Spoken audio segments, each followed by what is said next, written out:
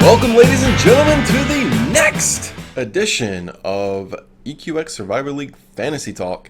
Hope you guys are excited because today I got a real special guest.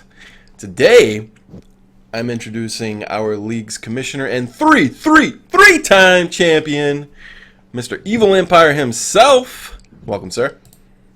What's happening? Not too much. I'm glad to have you here. It's been an interesting day. Yeah. You wanna go into that just a little bit? I think it's a big day for Patriot fans. I think it's a big day for NFL fans, and it's just a big day for NFL players. The actual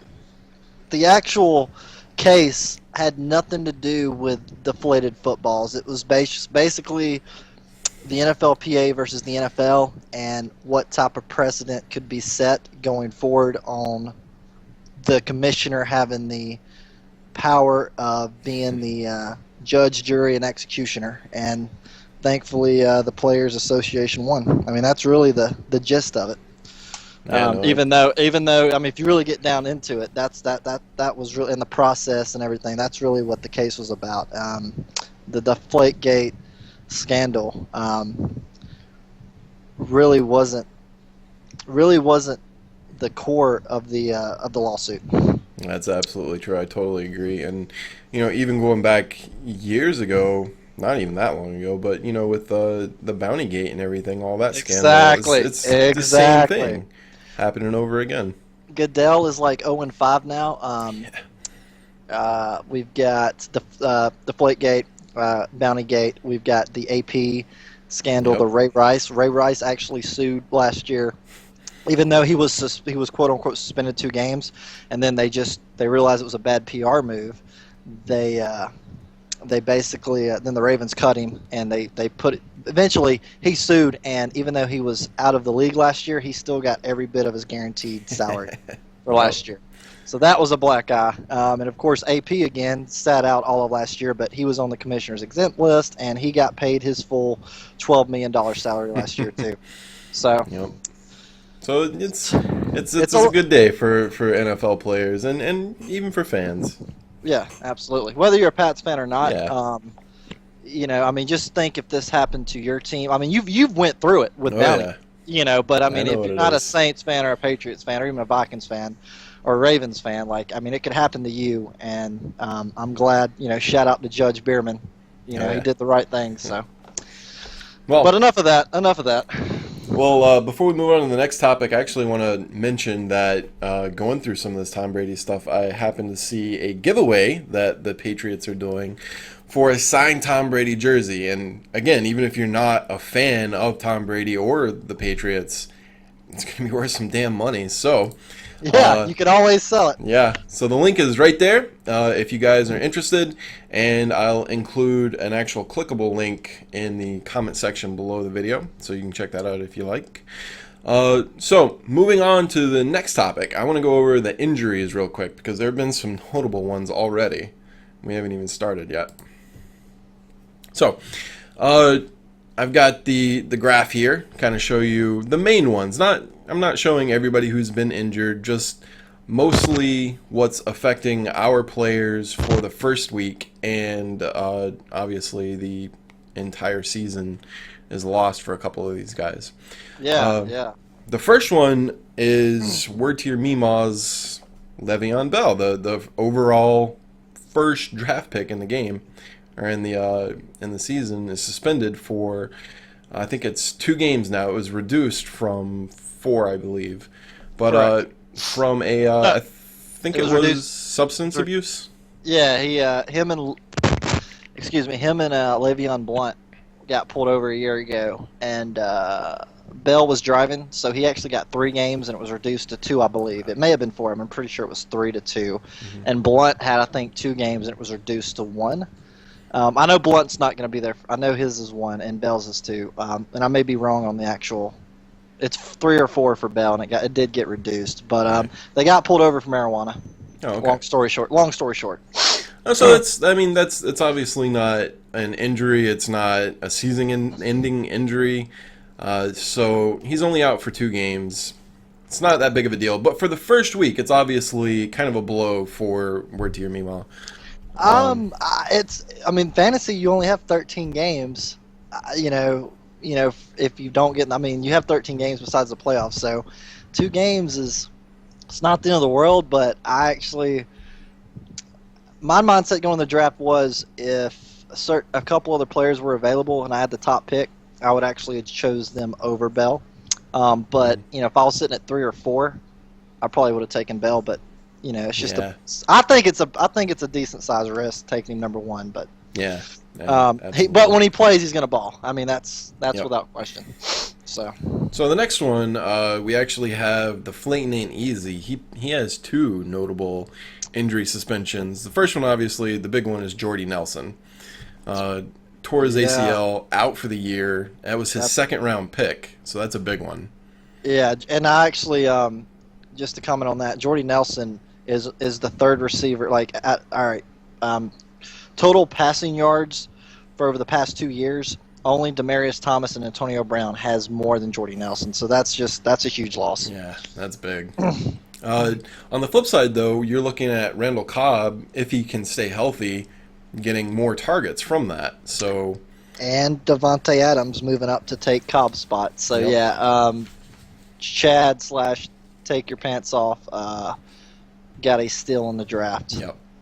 So that was good for him. One man's loss, another man's treasure. Exactly. Yeah. So the other one that I mentioned for the Flayton ain't easy is Martavis Bryant, who was suspended for 4 games, again for substance abuse, from the Steelers. Lay off the fluff, Steelers. Right? Well, actually, as a Pats fan, I'm actually happy. They're going to be without Bell and without Bryant. So, and we're actually going to have Brady. So it kind of worked out in our favor. A lot of the research that I did was a week or 2 ago, week and a half, something like that. So it may be a little different now. But I also saw that their center, Marquise Pouncey, was injured as well. I don't know if he's feeling better, if he's looking like he's going to be back for game 1 or not. No. He's scheduled to be out, I think, anywhere from 6 to 10 weeks. So that, obviously that impacts all the Steelers players, specifically even Le'Veon Bell. Yeah. So that's it's another little blow. It's not as major as anything else, but absolutely. Yeah. I mean, it'll have an effect. Yeah, exactly. The last one I have on my list is obviously Kelvin Benjamin, who also tore his ACL. Is going to be out for the season for Hope Solo's sex slave. Also known as the Sean Saunders curse. He is out of there. That's a big blow for the Panthers. Is a big blow for Cam Newton. I'm not high on the scrambling quarterbacks unless your last name's Wilson. But Benjamin was that. I mean, he was a 1,000-yard receiver as a rookie. He was projected to be, top 10 receivers going into this year. So that's huge. However, Greg Olsen will be the leading receiver, and he is their tight end. Yep, I believe it. His stocks went up. You know what? I can't remember who actually grabbed Olsen. Christian, who actually has, which is Deflating Ain't Easy, has Olsen. He's also got Cam. Okay. So it may work out for him. I just feel like he's gonna ball like he did last year. He balled last year. He was like the 3rd or 4th best tight end, behind the big 2. But I just feel like a good coach is gonna double Olsen and make these other unproven guys beat him. That's very true. I mean, I would take away Olsen, but it would be interesting to watch and see how that goes. Yeah, it's definitely nothing's for sure at this point in the season or the preseason. We'll see. That's really all there is to it. Anything to add for the injury suspensions? My boy, I've got LaShawn McCoy. I kept him. He's battling a hamstring injury, and Rex Ryan is kind of going a la Belichick. We don't know if he's going to be ready for week 1, kind of playing, mind games with the media. Yeah. Them releasing Fred Jackson, who, just last week, his first carry of preseason went for like a 60-yard touchdown. Yeah.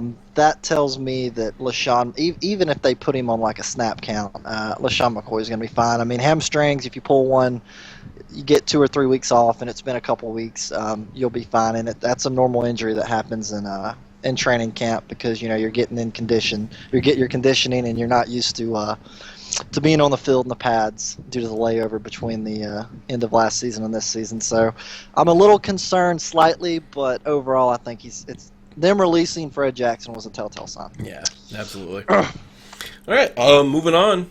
We have our weekly matchup. We're going to try and take a look at each different matchup for this week and give our picks for who we think is going to win. And I have the chart here, which, to clarify, it displays the projected point totals for each team. Now, some owners have elected to not show who they're going to be playing for the week. So, in lieu of that, I went through each of their rosters and just picked basically who had the highest projected total to accommodate that. I got you. Obviously, the projections never are accurate, Right. so it doesn't tell you a lot. More probable than not. Exactly. But we all know what that means. Exactly. Okay, so first up, we got me and you, Bayou Battalion versus the Evil Empire, and obviously I got to go with myself. I respect that. Yeah. Here's my case for it, though. I have a solid running back in Alfred Morris who may not be flashy, but this year has de-emphasized the home run guys and placed a little more towards the solid guys. The scoring, right. Exactly. And then I've got Stafford, who is flashy, likes to throw a ton. And then I'll give you Stafford. That is a good. That's possibly a top 5 fantasy quarterback this year. Yep. If Calvin can stay healthy. And then I have the 3 potential home run receivers in Torrey Smith, Sammy Watkins, and Brandon Cooks. That's my case. All right, let me make my case. I'm not going to disclose who I'm going to play. I kind of started that trend years ago, and there's one other owner that kind of piggybacks off that. But I think Ingram. I actually am more higher on Ingram than I am Morris. With RG3 not getting the starting job, the read option when was it 2 years ago or 3 years ago when RG3 it was his rookie year and they went 10-6, made the playoffs. The read option between him and Alfred Morris had like 14 or 1,500 yards. Since then, RG3 has been hurt and has lost a starting job. Alfred Morris's numbers have he's solid. Don't get me wrong, he is solid, but I think Ingram's going to have a better year. I think that was a good pick by you. I certainly hope so. Ingram is I'm concerned with Ingram. Who do y'all play? Y'all play Arizona, though. That's a tough matchup for Ingram. Sammy Watkins, playing Indianapolis, I would assume they're going to put Vontae Davis on him. So I'm hoping that kind of nullifies him. Jarvis Landry against the Redskins will have a field day, and Brandon Cooks, but he's going up against Patrick Peterson. So I'm looking at Ingram and Landry being your 2 position player studs that should ball, and Stafford. So, you'll be in the thick of things. All right, You'll be in the thick of things. You got Ellington's a good pick against. Y'all's defense is a little lacking, so you've got potential 4 home run hitters. So it's not just a foregone conclusion that I'm just gonna, run over you. That's for damn sure. You've got a good lineup. I can't but agree. Projection shows me at about 251, you around 306. Given my assumptions that were made. What did you assume roughly? I mean, do you remember? I can't recall. It was last week that I did this. I got you. Okay. All right. Next one is Word to Your Mima versus Asian Persuasion. This one, the projections have as the closest matchup of the week, and I kind of agree with that. It's showing 212 versus 210, and again, this is my assumptions were thrown in this, but I'm going with Asian Persuasion to take it this week because he's got DeMarco Murray and Giovanni Bernard, and he's got Brandon Marshall, Alshon Jeffrey, and Andre Johnson, all 3 of which are solid. And then you've got Jeffrey, who can be, a home run guy too. Yeah. And then of course he's got Jimmy Graham, who we don't know exactly how it's going to play out yet, but he's going to get the numbers one way or another, whether they're the giant numbers that we're accustomed to or they're solid numbers. He'll get there one way or the other. Yeah. While Word to Your Meemaw has Le'Veon Bell sitting out this week. Well, not only that, I actually picked Word to Your Meemaw, but that was before Brady's suspension's overturned. So I will assume Asian Persuasion will now start Brady instead of, who did he have? He had Kaepernick. So I'm still going to ride with Word to Your Meemaw, though. Jamal Charles, Matt Ryan, T.Y. Hilton. Alfred Blue, the Texans are going to play good defense and run the ball. Blue is not Arian Foster, but I mean he'll be solid. And then he's got a couple rookies with the rookie from Carolina, and then Amari Cooper out in Oakland. So I'll give the slight edge to Word to Your Meemaw. It'll be an interesting match for sure. All right, next one is Deflating Ain't Easy versus 99 Problems, but a Vic Ain't One. This one, the projections are showing Deflating Ain't Easy having a really tough time at 196 points versus 260. That's likely because of the loss of Jordy Nelson mainly, and then Martavis Bryant. Yeah, being suspended. Yep. After looking at their lineups earlier, I mean, this is, in my opinion, this is going to be the closest matchup.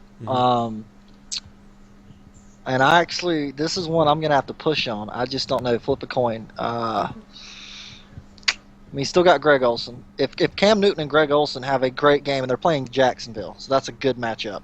They have a great game. You got Marshawn Lynch and Lamar Miller. Lamar Miller going up against Washington, so he should have a field day. You have Marshawn Lynch against St. Louis. St. Louis got a good defense, but Lynch is still beast mode. DeAndre Hopkins at Kansas City. And then on the flip side, 99 Problems, but a Vic Ain't One. You got Demaryius Thomas and A.J. Green, just two studs at receivers. The sleeper of tight ends last year, not named Greg Olsen, was Delaney Walker. He's got him. His running backs are two young bucks. The jury's still out on them. And he's got Carson Palmer, who, when healthy, is capable of lighting it up. So that's I just flip a coin. That's my pick. For me, I gotta go with the numbers, and it's hard to argue, the loss of Jordy Nelson's value. So, for me, I'm going with 99 Problems, but a Vic Ain't One. The next matchup is Rome Wolves versus Mile High Militia. Rome Wolves sitting on 204 projected. Mile High sitting on 290 projected. For me, Rome Wolves has Andrew Luck, who outperformed, I believe he was either the best quarterback last year in fantasy or top two.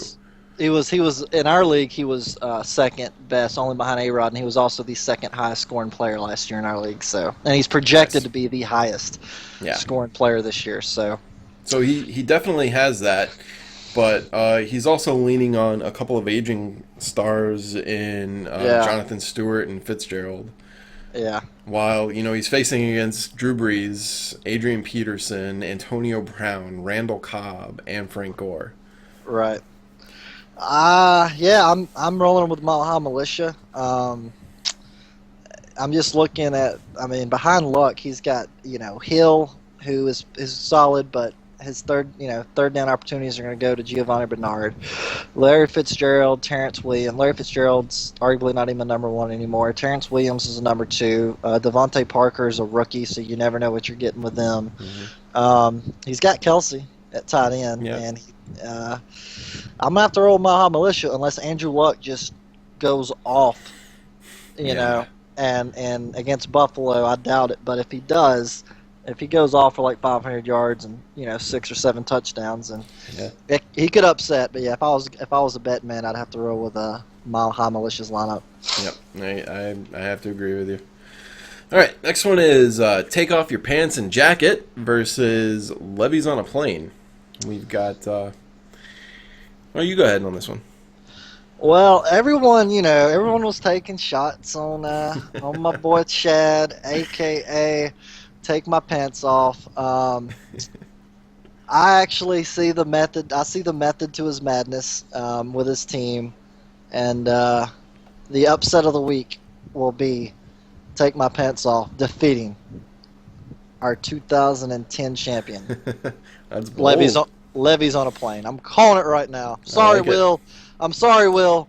But Russell Wilson at he's got Russell Wilson, Eli. I mean, he could play matchups there. He's got Devontae Adams, who is now a fantasy stud with Jordy going down. He's got Gronk back with Brady too. He's got Gronk. Yeah, exactly. And Brady always owns the Steelers. I think he's 9-2 lifetime or something ridiculous like that. Vincent Jackson, who was always solid. He's always good for 1,000 yards. So yeah, I'm just going with my gut, and he's got J.J. Watt. So enough said. J.J. Watt, the real MVP. Chad will upset Will. I'm calling it right now. All right. Well, we're looking at projected 226 versus 240. For my piece, it is. It's not that far, and with Brady back, it's got to boost Gronk's numbers a little bit too. Oh, absolutely.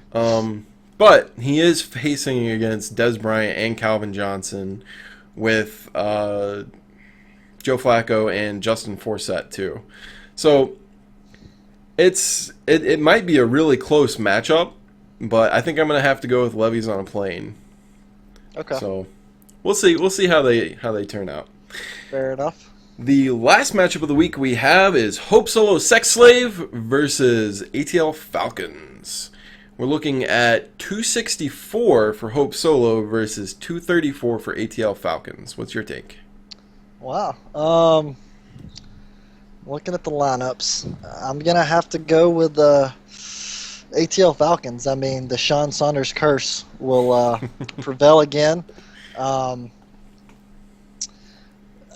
no, on a serious note, Peyton Manning always ball. I mean, my criticism of him has always been down the stretch he chokes, but every September he lights it up. Peyton Manning, he's also got Emmanuel Sanders, so that's a combo right there. Eddie Lacy. Mm-hmm. He's got Eddie Lacy. Steve Smith, I will never draft him, but he keeps proving me wrong every year. He's like 77 years old, still talking trash.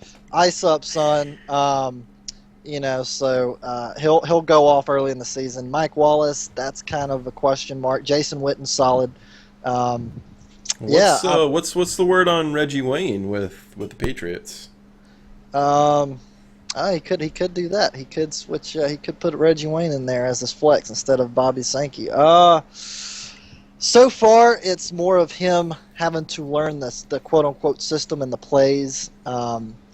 Like I read a report that him and Brady have been hanging out away from the field and practice, just trying to get on the same page, if you will. So once he gets that down, I think Reggie Wayne is going to be a good option for us. Is he a number one? No. Right. Is he a viable option, especially with Edelman? Edelman hasn't practiced in like 3 weeks. So Reggie Wayne's a veteran. I think he's going to have that Steve Smith effect. He's a big name. He's old, but he's got a great quarterback. And we are a running back by committee team. And we saw it in the Super Bowl. It doesn't matter if you're the best defense in the league. Brady will drop back 50 times and sling it. So Reggie Wayne will get his touches. He'll get his catches. Yep. So that's another possible plus for ATL Falcons. And having grabbed him on Hope Solo, I mean Aaron Rodgers, yeah, great. Matt Forte getting long in the tooth, should still be solid. Chris Ivory. He's a Jet, so F him. Eric Decker's a Jet, and even if he wasn't a Jet, that's just laughable. Victor Cruz is questionable, I want to say, for week 1. Philip Dorsett's a rookie, so you don't know what you're going to get. He does have a combo with the new kid on the block at tight end in Green Bay with Rodgers to Rodgers. That's going to be a funny funny tagline. I just feel like Peyton's always going to come out on fire. He's got Eddie. ATL Falcons with the, I guess, quote unquote upset, because you said Hope Solo was favored, right? Yeah, that's correct. Yeah. As far as points project. Yeah. Yes. This will be my sleeper slash I guess mini upset. Will be the ATL Falcons beating up Hope Solo's Sex Slave. So. Well, for me, I gotta agree with you honestly. Looking over the matchup, the projections, at first glance show, a good matchup for Hope Solo Sex Slave. But when you look a little closer, like you were mentioning with Chris Ivory and Eric Decker specifically, I felt like their projection numbers were a little overinflated because No there's pun. No pun intended. Uh, uh, now I can laugh about it. Now I can laugh about it. So all the deflate jokes, I don't care now. Yeah, no, I agree though. They're not going to be what everybody thinks they're going to be. Which with Chris Ivory, there's a little more potential there. He's shown Yeah. flashes, but Eric Decker's a joke, and Yeah. and even if I have to eat crow on if Eric Decker has a good season, like their quarterback got in a fight and got his jaw broken yeah, in the locker room. Like the Jets are a joke, and he's got two starters, or two of his starters are on the Jets. I mean that's way to go, Sean. Way to go. All right, so those are our picks for this week. Before we head out, you want to throw in maybe your pick for the season? I won't. I mean, obviously myself, but I'll just say this: I won't. Instead of making a quote unquote pick to win it all, I'll just say my contenders. Even though I'm always a little harsh towards Sean, he's always made the playoffs in this league, and I can't. He's going to be a contender. He's always in the thick of things. He's going to have to pull some trades off, in my opinion. Besides Victor Cruz, his receiving core is lacking, in my opinion. Ivory and Forte could be solid and work out. A-Rod's going to ball if he can, but A-Rod also usually misses a game or two. He's a little injury prone, but in that division, which I believe is the AFC, no NFC, excuse me. In the NFC. I would have to say Sean Hope Solo's Sex Slave is a contender. I would have to say, Levy on a plane. His only, in my opinion, his only issue is quarterback. ATL Falcons. That's always my sleeper. No one takes my boy. Everyone just overlooks my boy Dustin, but he made the playoffs last year. So those are probably my three coming out of the playoffs in that division. Oh, I'm sorry. And I mean, let me not forget Word to Your Meemaw. He always makes the playoffs. I think he's came in third the past 2 or 3 years. So Yeah. I know I just picked 4 teams out of a 6-team division, but any one of those guys could make a deep playoff run. And in our division, taking myself out of it, Malha Militia. He's always making deep playoff runs. If I had to pick 1 or 2 other guys, it'd be a toss-up between 99 Problems, but a Vic ain't one and Deflate ain't easy. I think either one of them could shock some people this year. And honestly, I think you could do some damage. I have a hard time disagreeing with you there. Just depends how your running backs play out. If Ingram and Morse, live up to their high draft picks. So. Yep. Absolutely. I don't really have my own opinion through there. I haven't looked too much into full season projections personally, but it's hard to disagree with a lot of your picks. A lot of these guys are past champions. A lot of them are guys who do, like you said, make the playoffs every year. But let's take yourself out of it. And who would you say, if you just didn't have a computer anymore, your phone was gone, you couldn't play your guys at all each week, who would you say would win it? Ooh. If I had to pick between everybody. Yep. It would be it'd be a toss-up between Word to Your Meemaw / Barnaby and barring injuries. Mile High Militia. Mile High Militia's got a really good lineup. He has no depth, in my opinion. But if all of his key guys stay healthy, him or Word to Your Memo will be in the championship. And I just can never pick a Broncos fan to win the championship. So I'm rolling with Word to Your Memo. Word to Your Memo. To win a second championship and to join the very short list of multi-time winners like myself. Nice. All right. Do you have anything else to add, sir? We're 7 days away. We are 7 days away till kickoff. So that fourth banner's dropped.